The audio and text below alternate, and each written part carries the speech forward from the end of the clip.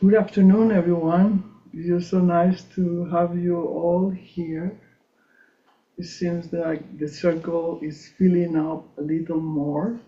So having a community, and wonderful to have community, especially in these times that we live. Oh, so wonderful to have community, a true refuge from a very unstable world. I just want to remind you that that these weekend retreats just they go very fast, and we wink the eye, and then it's tomorrow, in the circle for tomorrow, and I just don't wanna ask you not to hurry up to that circle. That circle can be as long as it should be. We don't need to say, oh, hello, goodbye, what good, bye, everybody. Can't wait here. And no, I mean, this is our time together. It's community together. Um, Used to be a lot longer, the retreat, so now it's only like 11. Unless you are hungry, get a snack. Um, just want to remind you that don't hurry up, because the talk that we are going to start today, Roshi and I, it can generate reflections for you. You might agree or not with some things from the talk, but that's all good because it will generate reflection. So, and then if we have time today, we can start our sharing our reflections, or we will continue tomorrow. So let's take that opportunity to continue reflecting on this tomorrow during the closing circle. So the talk we are gonna give today has been adapted from an indigenous man from South America named Arturo Pía Largo. For those of you that don't know Spanish, Pía Largo means long foot. Arturo Pía Largo. And he is from the tribe of the Taitas. And he's obviously from South America, but this tribe started in Africa and somehow spread to South America. It's a very, he looks like a very genuine man.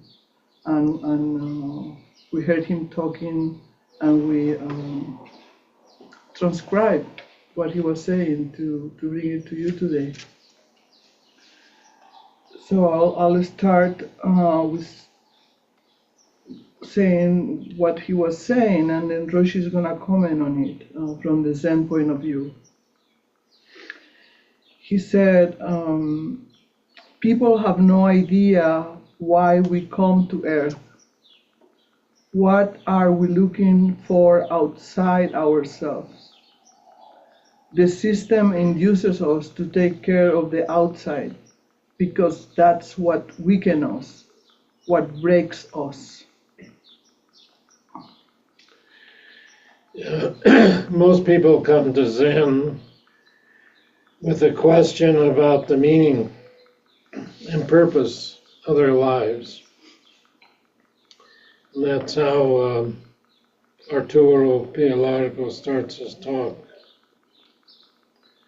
So at the beginning of practice, one often thinks that the answers can come from outside, like from a scripture, a book, or from a teacher. And when I first started practicing Zen, one of the things that attracted me was that I didn't have to believe in anything that anybody said or any holy scripture said. But I was always put back on my own self, on my own practice, to realize it myself. So, intellectual understanding is not going to be the way to open the Dharma gates. I think most of you know the story of Master Toksan, who was a scholar of the Diamond Sutra. And he came to the south of China to have a debate about Zen because he had heard the teachings of the Sudden School in the south of China. And of course, his understanding of the sutras didn't support that. And he was a very well accomplished scholar. And on the trip, he met this old woman selling cakes by the side of the road. You know, as we dedicate our services in the morning, we say, all women, honored women whose names have been forgotten or left unsaid. This is one of the honored women whose name has been forgotten. And she was selling cakes, and she asked Toksan what he was carrying with him, and he said he had all his notes and commentaries on the Diamond Sutra. And he told her, I'm a famous scholar of the Diamond Sutra, and these are my commentaries. And she said, could she ask him a question about the Diamond Sutra? And he said, of course, ask me what you want. And she said, if you can answer, I'll give you the cake. If you can't answer, I won't even sell you one. He said, okay. And she said, in the Diamond Sutra, it says, the mind of the past is ungraspable. The mind of the present is ungraspable. And the mind of the future is ungraspable. With which mind will you eat this cake?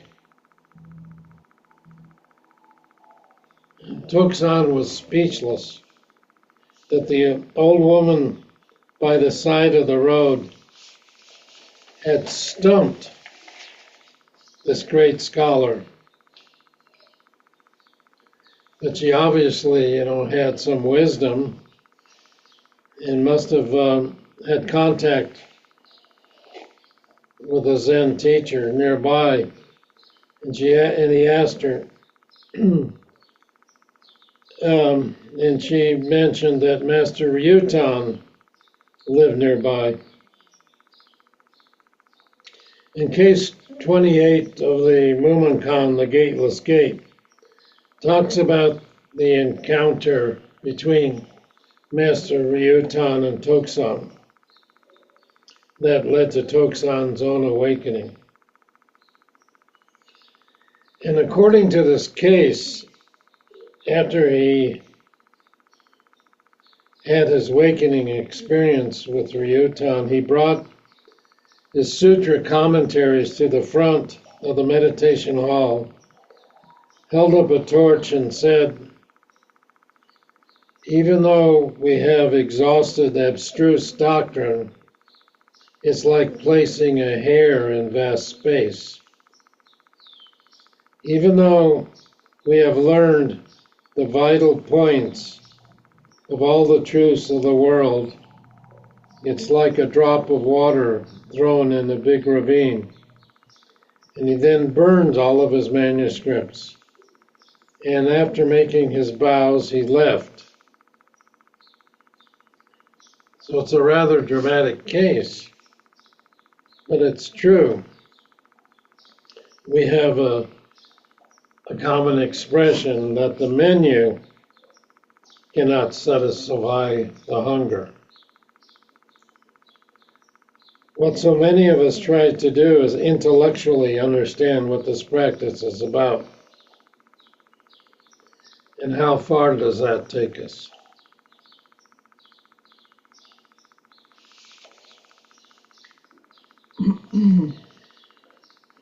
Arturo Pía Largo continues, the system has trapped us through our heads, and they manipulate us, sometimes making us believe that having a salary will give us better opportunities. I see many who study at universities. They graduate. They have a degree that certifies that they can get a better job. But their time isn't theirs. It belongs to someone who pays to consume their time. Consume their time. Time doesn't exist. It's Chronos from the Greek, who ate his children. Master Dogen wrote a fascicle or a chapter in his volume Shobogenzo called Being Time. And he wrote, do not think that time merely flies away. Do not see flying away as the only function of time.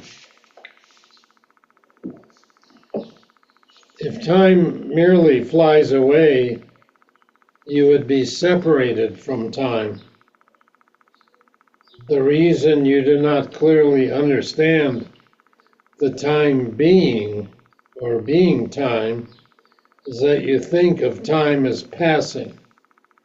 In essence, all things in the entire world are linked with one another as moments, because all moments are the being time. You are your being time.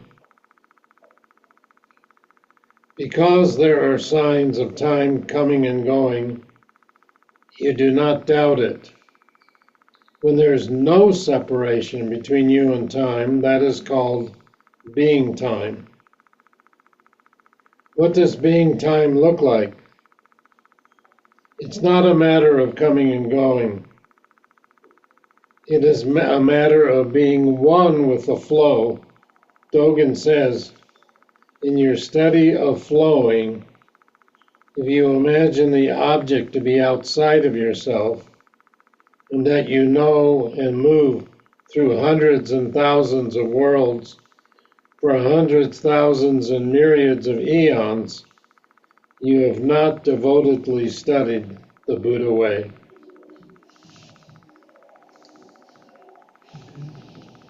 Look how the system manipulates us and has manipulated us for generations, when the only truth is being able to live in peace and dignity. That our children grow up with water that runs from the river, that comes from the waterfall, that they eat from the garden, from the land. Hopefully one day we'll achieve this. Maybe we won't see the fruits of the tree we planted, but someone among us will. They will say, "Oh, Grandpa planted this tree." There is still no one to take anything with him or her, nor bring anything back. One is the experiences. One is what one has lived. One is time, the journey, the relationships, the moments. I feel that living well is the best thing we can leave to our children. We can leave them the awareness that life belongs to the one who lives it, not to another. That no one commands our decisions about where we want to take our lives. Let them study. We should allow our children to study, because people who do not study are ignorant people. I'm not referring to studying on the computer or in large libraries, but to studying the best way to live in peace, in harmony, with dignity. It is not easy, because in everyday life, one encounters different situations with our close relationships, with our children, with work in a crowded city. We are constantly being influenced to go astray from our inner purpose. We don't take care of, we shouldn't take care of our planet. We should take care of ourselves. The planet takes care of itself. Let's not forget that it has gone through 4 billion years of evolution. Help shouldn't be given outside. It should be given inside. If we help ourselves, we are helping nature. This is why we recycle, we compost.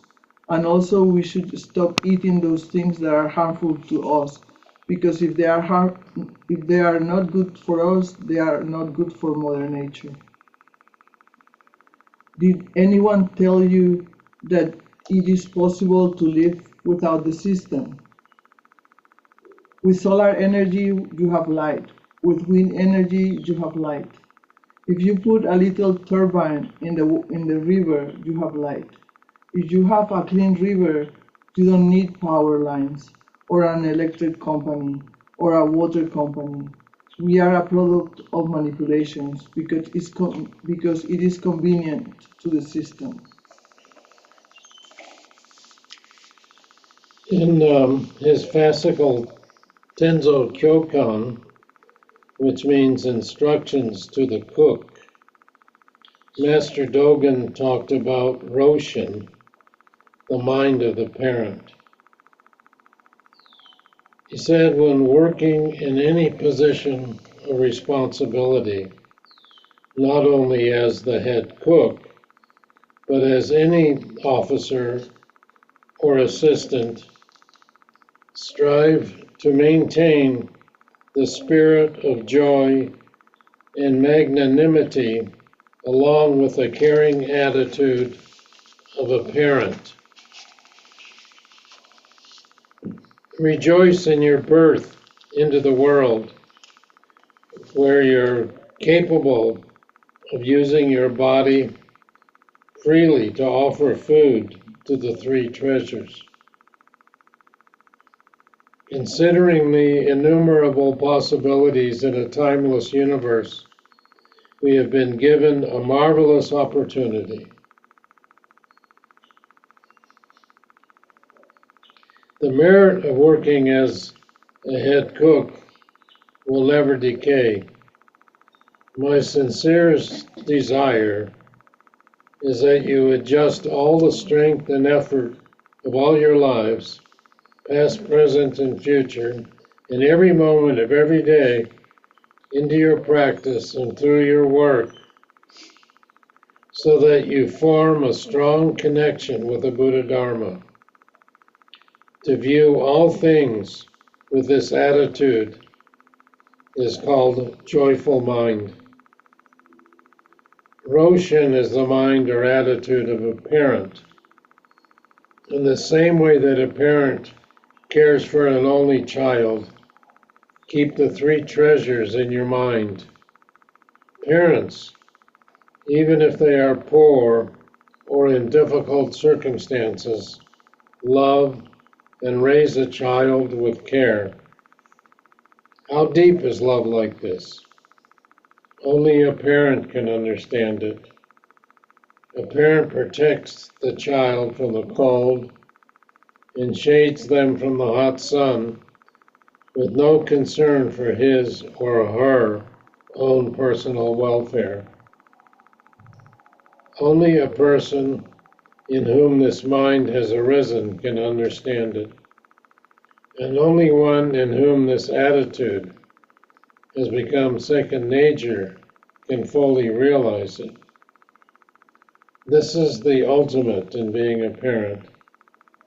In the same manner, when you handle water, rice, or anything else, you must have the affectionate and caring concern of a parent raising a child.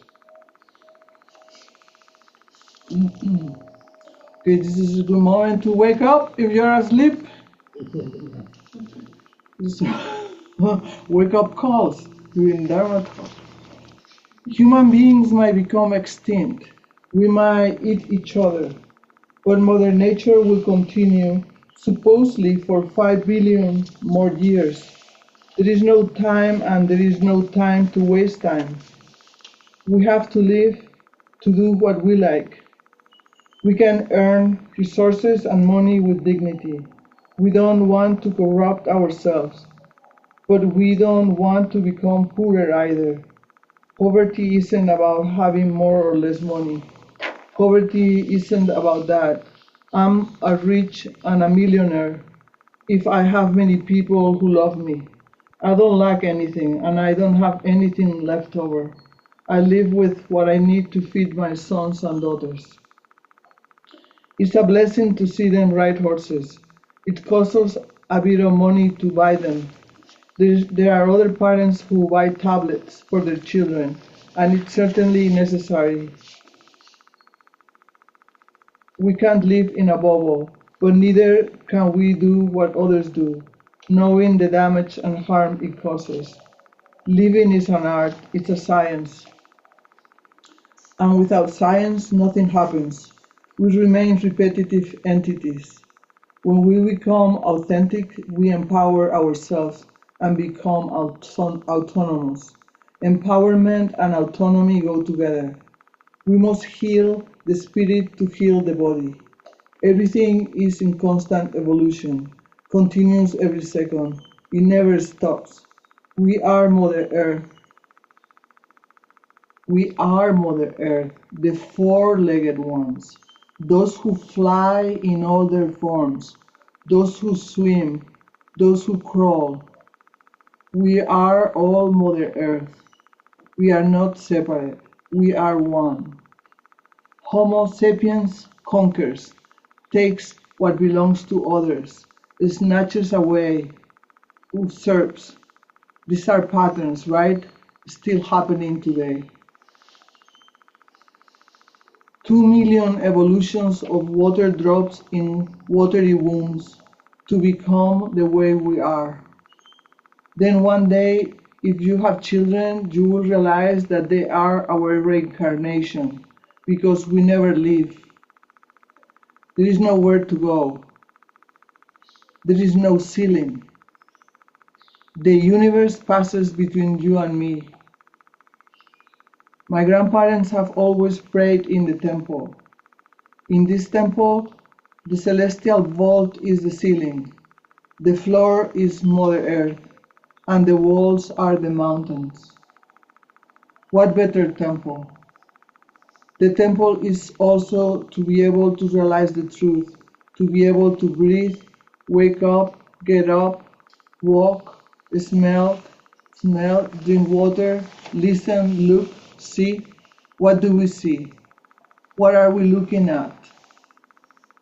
The invitation is that we can enjoy the day, the night.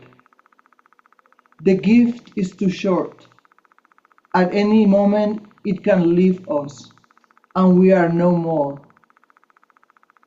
Don't wear out yourself with things that don't add up. Don't look outside. Search inside. My grandparents always thought with their heads, with their hearts, My grandparents always thought with their hearts and felt with their heads. Thought with their hearts and felt with their heads. That is why they live in harmony with nature. They try to not leave a trace where they walk, so that those that remain after them can also be beautiful. Think with your heart and feel with your mind.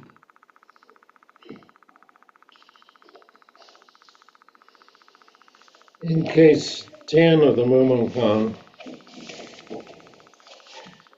Seize once asked Sozan, I am poor and destitute. I beg you, Master, please help me and make me rich. And Sozan said, Venerable Seize, yes, Master, replied Seize.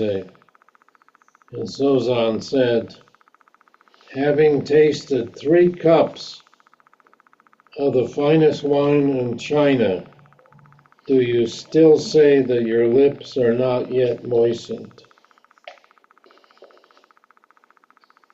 Seize was an accomplished monk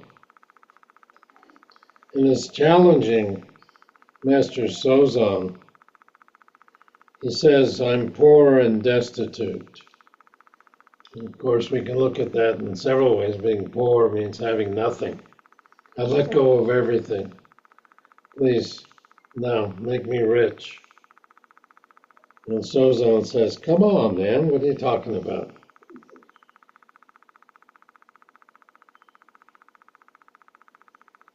You're the richest man in the world.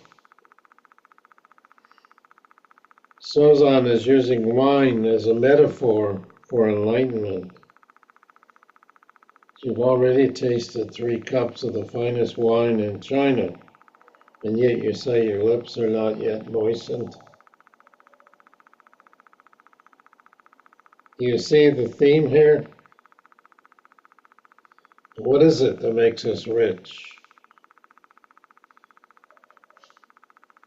And this best wine, this finest wine in China, does not have a single drop of alcohol in it.